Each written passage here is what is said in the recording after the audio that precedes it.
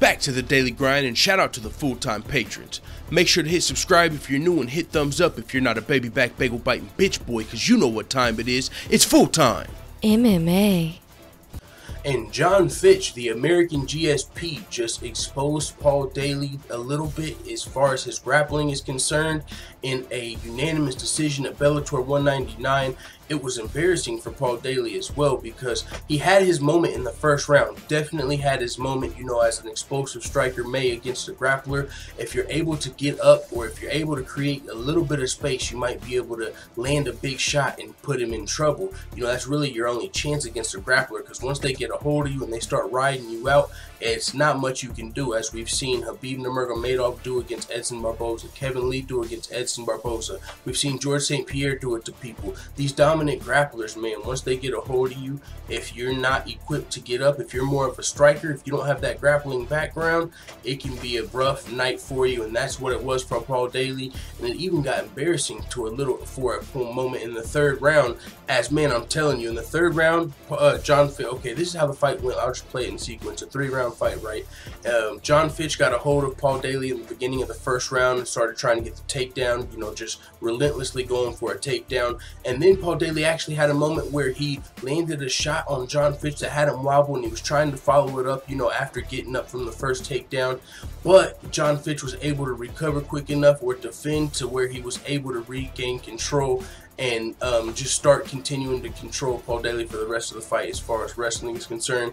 Paul Daley only had that one moment in the first round where he, you know, had a chance to finish Jon Fitch, but he wasn't able to do it.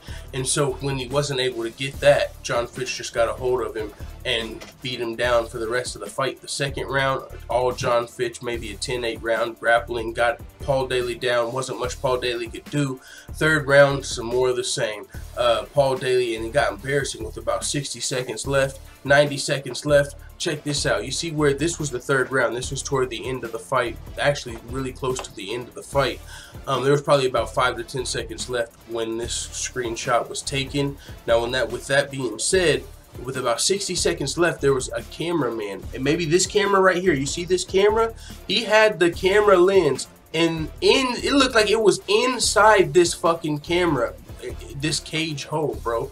You see the fence right here? He had this thing like in Paul Daley's grill. It was like, damn, you know, you could just see the promotion already. Like Jon Fitch's next fight, they just got a camera in Paul Daley's grill, and he's just eating ground and pound, camera in his face. You know what I'm saying? Like, that was a little embarrassing. That's how I felt like, you know.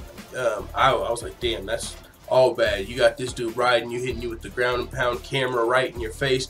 And Paul Daley, I don't know if he felt that way or not, but when the camera was in his face, he started screaming shit at the camera. I'm interested to see what he was saying. I think it was something about boring fight or wrestlers, or this isn't a, you know what I'm saying, because he was getting controlled. He didn't really, you know how some strikers can be, or some even fans can be.